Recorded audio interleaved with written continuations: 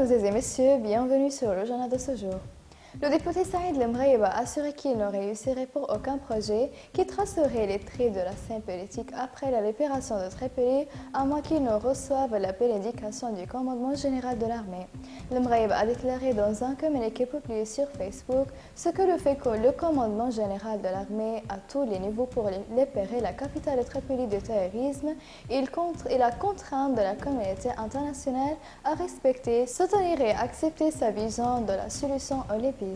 Samedi, le membre de la Chambre des représentants Abdeslam Nassi a appelé la mission des Nations Unies à réévaluer les voies à suivre pour résoudre la crise des droits libyens, militaires, politiques et économiques. Nassi a ajouté de l'ambiguïté et le manque de clarté la vision entoure ces trois voies, ce que soit en termes d'entrée, de sortie ou de gestion, soulignant que l'envoyé spécial des secrétaires généraux, qu'il soit actuel ou futur, devrait réévaluer ces voies. Nous ne pouvons pas de parler de voies séparées ou différentes pour faire face à la crise libyenne.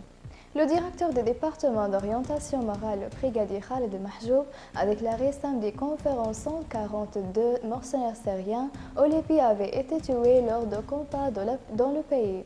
Le brigadier Mahjoub a déclaré qu'il y avait des tentatives de simuler la mort des mercenaires, mais les informations obtenues auprès des hôpitaux de la capitale Tripoli ont confirmé leur sort. Le responsable militaire a ajouté que ces mercenaires avaient été jetés dans le but de modifier l'équilibre des pouvoirs, mais ces efforts ont appuyé à une impasse.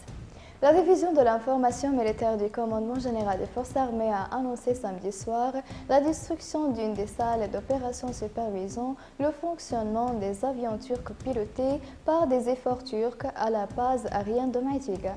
L'annonce de la division intervient après que plusieurs pages sur les réseaux sociaux ont diffusé des informations sur le ciblage de l'aéroport de Maïtiga avec plusieurs opus et publié des photos montrant l'incendie de certains sites à l'intérieur de l'aéroport.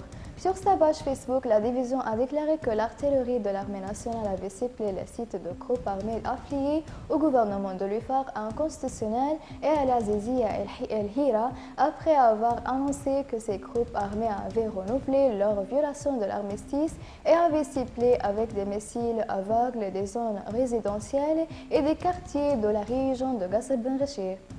Mesdames et messieurs, la fin du résumé. Merci pour votre attention et au revoir.